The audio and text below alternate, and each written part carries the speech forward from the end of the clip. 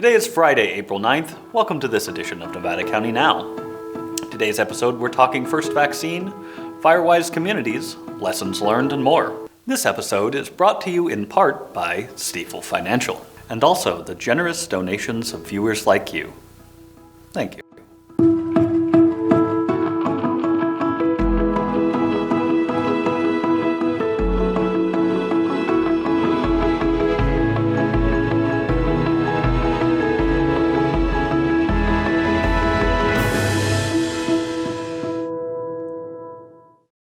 Hello and welcome to Nevada County Now. I'm your host, Cole Pettit. Today marks our 100th episode of this show. We started right as the pandemic began in earnest in the States, with no real plan of how long it would last. I was tasked with being the host because, of the 4 employees here at the time, was the only one willing to be in front of camera. My role was meant to be temporary, but here we are. It's been quite a journey so far, and we've learned a ton along the way that we'll continue to use as we move forward past this pandemic. With that in mind, Sonora Slater decided to find out what we as a community have learned during this time, and how we'll use these lessons to continue to make our community even better. Thanks, Cole. There are some things about the past year that we probably don't want to stick with us. Feeling like the act of hugging a friend is illegal, fear about loved one's health, tension from division. But we've also all learned valuable lessons this year that we want to take with us as we move forward.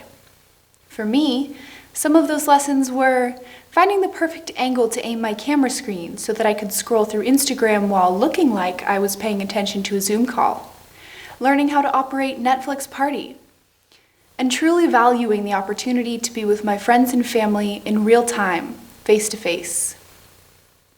Several other community members shared the lessons that they have learned this year and what they want to take with them as we move slowly out of the pandemic. Second grade teacher at Clear Creek Elementary School, Helen Cope, or to me, Mrs. Cope, since I was once one of her second graders, expressed gratitude and admiration for her school's leadership, including Principal Carolyn Kramer. She said that through careful and safe plans, they've been able to see kids in person consistently since the first day of school, as well as allowing distance learning options for kids who need it. She wants to take with her the value of flexibility and the ability to look for different and new solutions. Grass Valley City Council member Bob Brandstrom echoed the sentiment, saying that through his work this year, he's learned how adaptive people can be when they want to be and they need to be. Allison Lehman, the CEO of Nevada County, has also learned to appreciate adaptability. She sent in a short video expressing what she's learned this year, especially through observing and interacting with the community, and seeing how they came together to find creative solutions to unprecedented challenges. Hi, my name is Allison Lehman. I'm Nevada County CEO. This past year has truly been filled with challenges and great uncertainty. It really has been like no other year in my 20-year career, but it also highlighted the best of our community. Nevada County healthcare providers are true heroes, from our public health department, local clinics, pharmacies, hospitals, and advocates. They banded together with one goal in mind, and that was to protect the health of our community. As local government, we learned the importance of being nimble as we work to find new ways to serve our community, from standing up online government services to coordinating programs virtually. Our county staff served as disaster service workers to provide support to nonprofits who are providing critical services to our residents. This past year also reinforced the importance of partnerships. Together, we are able to enhance services to meet the needs of our youth by implementing a learning hub with the superintendent of schools, with the fairgrounds and Bright Futures. We also partnered with restaurants and nonprofits to serve meals to our homebound seniors. However, looking forward, we know our work is not done. There's lots of work that is needed beyond the pandemic to support our local businesses, our nonprofits, our families, and our youth. The Nevada County community that I know will do what we do best, and that is working together, that's caring for each other, that's staying focused on the horizon to address community needs head on, and building resiliency through partnerships. Another common thread between several community members was a newfound appreciation for face-to-face interaction. Mrs. Cope emphasized that both students and staff have come to appreciate in-person school much more than they did before, from the educational value of in-person instruction to the enjoyment of spending time with friends. Nevada County Sheriff Shannon Moon congratulated her staff on being flexible and dedicated to the community this year. She also talked about the importance she's learned to place on collaboration, communication, and the need to be connected. "I think I learned something every day," she said. Being connected to the community is something that we at Nevada County Now have learned to value too. So we went to downtown Nevada City to talk to local residents about what they've learned and how they've grown. Well, I'm an entertainer, so entertainment as an industry shut down in its entirety all year. We had giant shows and people coming into packed theaters against fire code, going shoulder to shoulder to watch people do awesome stuff on stage. And just simply gathering those people together turned into something that was pretty dangerous. It's about the resiliency of the people involved. Like, everybody's been affected by this. And I don't care if your industry is one of those ones where you were working from home before and, oh, you weren't really changed by this. Yes, you were. Yes, because your community was, and you are an extension of your community. When the whole suffers, the individual suffers as well. And that's really what we've learned from all this. So looking back over the past year and, a little bit, because it's April now, what would you say are some of the lessons you've learned this year? You always have to be able to adapt and change, and this environment has put us on, a growth path that we didn't expect, but it's been exciting and challenging all at the same time. But it's just, we couldn't have survived without changing our plan and just going with the flow and really working hard to stay relevant in our community and keep people excited about our business and not just shut the doors and just, give in to what was happening. We had to adapt and change to make it work. I think one of the lessons that is going to stick with me is to be patient. I think a lot of people don't realize how long life actually is. And this year we've had kind of a forced opportunity to slow down and really take the time to not move fast. We're sort of seeing the light at the end of the tunnel for the pandemic. Sort of just what's your hope for the upcoming months? Just in a more hopeful light, what are you looking forward to for the future? For us, really 100% is seeing families out and about, and we're seeing that more. The weather's getting nicer in our town. The outdoor environment is looking nicer on Commercial Street. We have all these nice tables and planter boxes and things, and just seeing people's faces out in public and bringing your kids out. We now can bring more people into the store so children can come in, they can touch the toys and play with them and pick out their own clothes. And that was something that we didn't see as much this past year. So we're really looking forward to seeing families out and about, bringing their strollers and their families out to go eat lunch and eat dinner and shop. Every resident of Nevada County has had a unique experience paired with unique challenges to face this year that now gives them a unique perspective. Throughout the last 100 episodes of Nevada County Now, we have tried to share a few of those perspectives. And as much as you've hopefully learned from watching the show, we've learned just as much from all of you. Mrs. Cope plans to retire in June, and she ended with a final thought about the perspective that's given her. "I have to focus on the joy, the time here with people. I'm happy to be in the moment and to be here." Back to you, Cole. Thanks, Sonora. We've seen an increase of 79 COVID-19 cases since last week, bringing our total to 4,373 confirmed cases. 95 cases are currently active with 6 hospitalizations, and unfortunately the death toll has increased to 75.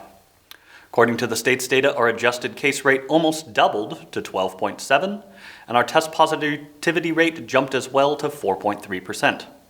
We remain in the red tier for now, and despite the current numbers falling into the purple tier, due to some changes at the state level, it appears we may be able to stay in the red tier. For more on the current COVID situation and the tier system, let's hear once again from Taylor Wolf, Public Information Officer for the County of Nevada. The most recent update is, earlier this week, since we last talked last week, a lot has happened. Last week, we really were celebrating opening up vaccines, the light at the end of the tunnel to 16 plus, which is still, I think, a great thing that we can celebrate. But as we moved into this week, it took a turn in a different direction for us. We definitely saw a sharp increase in cases. When the tier data came out from the state on Tuesday, we saw that it was looking likely that we were heading in the direction of the purple tier, the more restrictive tier again, after only being in that less restrictive red tier for 2 weeks. So again, heading in the wrong direction and a very different direction than most other counties in the state. The same day that the state came out with Nevada County being in the purple tier, the state also announced that in a few months from now, they'll be totally restructuring the tier system and really reopening things as more vaccines are distributed into the community. Going backwards into that widespread purple tier, that widespread transmission, the state looks at it at 10 or more cases per day. They did change the tier system a little bit this week. There's always a lot going on in the modifications where they made it even easier to move into less restrictive tiers again. They're now saying unless there are extenuating circumstances such as low vaccination rates, a county will only move into a more restrictive tier if hospitalizations are increasing significantly among vulnerable individuals, and especially vaccinated individuals too. And this is the real key for us here in Nevada County. Now it's if both metrics that the state monitors in their blueprint, the test positivity and that daily average case rate, meet that more restrictive tier. So for us, we were meeting that daily average case rate for a more restrictive tier, but our test positivity, although that has increased in the last couple of weeks as well, that has been looking a lot better. So with that change, it is a lot more likely that we may remain in the red tier next week. So that is some good news, but I think we are really leaning into, we're seeing increased transmission in our county. We still need to stay diligent with the masking, the avoiding large gatherings, and of course, getting vaccinated. And really just, recognizing that we're seeing higher transmission here in Nevada County than what we're seeing statewide. And even as our public health officer, Dr. Kellerman, recently pointed out to me, right now we are currently one of the worst counties in the state for transmission. We can do better, and now is the time to reverse that trend. Okay, but at this point, we don't know. It's still going to be kind of up to the state, but it's looking like there's probably a solid chance we'll stay in the red. That's exactly correct. With the tier system, you can do your best to predict, but we don't know until the data comes out at noon on Tuesdays. Got it. Okay. Also, I noticed on the dashboard, it looks like, sadly, we added another death this week. Was that a statistical one from catching up later from earlier data that had been missed, or is that an actual new one this week? Yeah, and unfortunately, this is a new added death to our dashboard this week. It was an 80 or older year-old man who did not reside in a senior nursing facility. So again, with widespread transmission, COVID-19 is still, very, very serious, and we need to do our best to protect our community. We are seeing that high rate of community transmission, but we do know what we can do to slow it down and stop it. And luckily, our case rates are getting slightly lower. Thanks, Taylor. Also in COVID news, County Public Health announced the detection of a variant for the first time here in Nevada County. For more details, let's watch this clip from this week's media Q&A with public health officials. Yeah, so what you'll see when the press release comes out is that we have had our first confirmed variant in Nevada County. It's one of the quote unquote California variants, also known as the West Coast variants. It's listed as a variant of concern by the CDC, and our public health experts can describe better exactly what that means. One thing I do want to point out is that the way they detect variants is by genetic sequencing, and that's not something that's done on every COVID positive test. In fact, and correct me, public health team, but I believe this is the only one that we know that that has been sequenced in Nevada County, and it's positive for a variant. So, yeah, anything to add to that? Yeah, this was a specimen that was tested because the individual that was sick had had COVID-19 prior to this infection. So the concern was, why did they have a second infection? So the state agreed to test this particular specimen and do the genomic sequencing. And it was a variant, which explains why this person got sick again. But we know from what we've been told that there are a lot of variants circulating in California. This particular variant, B149, is a variant of concern because it, according to the CDC, it has more infectivity and it may not be as susceptible to some of the therapeutics that are used right now. So it's another indication of why we need to continue to do what we've been saying forever. And I know you're tired of hearing us, but wearing a mask, social distancing, not gathering, all that is really important until we're all fully vaccinated. And this is just another reason why we should do that. With the Whispering Pines Clinic now open to those 16 and older, I was able to get my first dose of the Pfizer vaccine this week. Public Health generously allowed us to film the process. Now, if you're squeamish about needles, look away or skip to this time code that's going to be on the bottom of the screen. Hi. Hi there. What's your name? Cole Pettit. Can I see your ID, please? Sure. Thank you. Is this your first or your second dose? It will be my first. All right. Double T? Yep, PETITT. I can take your temperature here.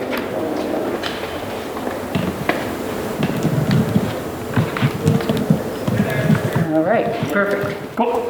Okay, I'm going to ask you a few questions on the way down. Sounds good. Have you had any COVID-like symptoms in the last 3 weeks? I have not. Have you been around anybody with known COVID? Not that I know of. Okay. Are you recently waiting for COVID vaccine results for a test? No. Okay. And have you been asked by the county to quarantine? I have not. Okay, good. All right, come on in and we'll find you a nurse.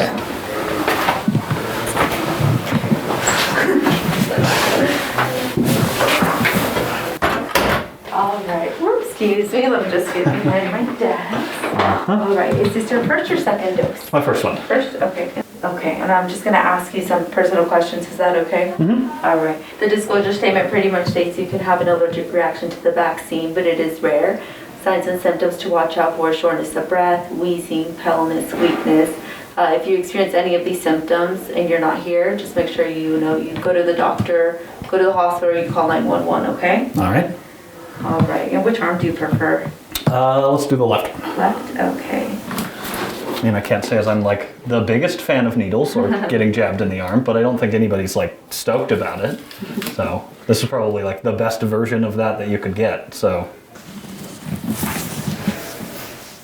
Okay, so we're just going to clean the site. Oop. What's happening? Look away. All right, just go ahead and relax your arm as best as you can.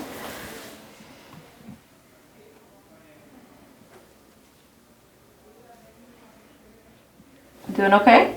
Yeah. Okay.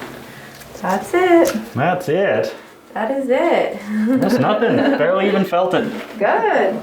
Finished up my 15-minute waiting period after the vaccine. Feeling good, no problems. I hear I may have a sore arm. Got a little Band-Aid there. But yeah, feeling pretty good. Very easy, very straightforward. Everybody was super helpful. It's really exciting to feel like I'm doing the right thing and getting the vaccine and ready to go. So I'll update you guys tomorrow with how I'm feeling. All right, so got my vaccine yesterday. Told you all I'd give you a bit of an update about how I was feeling. The whole process was really easy and no problem. It took 20 minutes, maybe 25 minutes tops, and that included the whole 15-minute waiting period afterwards to check you out and make sure you're not having any reactions. So the whole process was really smooth and great. So far as how I'm feeling, Last night I was maybe a little bit tired. I don't know if that was the vaccine or other factors, but went to bed maybe an hour earlier than I normally do. Today woke up, my arm's a little sore. Like maybe I'd worked out a little too hard or something, or somebody punched me in the arm or some such a thing. But besides that, not really any problems at all. So if you're thinking about it, you're on the edge, you're concerned about problems, I wouldn't worry about it. Go out there and get your vaccine. Do your part. As I mentioned at the top of the show, this is our 100th episode, and we're proud of what we've been able to accomplish so far. Tonight we've decided to leave you with a glimpse behind the scenes so you can see some of the work that takes place and the people who make it possible. We're going to keep growing and improving. Thanks for joining us on the ride so far, and stick with us, because we're just getting started. Hello everyone. It's been an exciting 100 episodes, and we've covered a lot of topics. One thing we haven't told you about, though, is how we actually make the show. We start off by coming in early on a Friday. Sonora and I begin by writing our stories for the day and revising the script. The editors get to work on editing down the footage that was recorded during the week. Then I go into the studio to record my piece, and after that Sonora comes in. When both of us are done recording, the editors spend a few hours compiling everything into a master video and exporting that into the video you see now. Thanks for sticking with us, and remember, stay safe, take care of each other. We'll see you next week.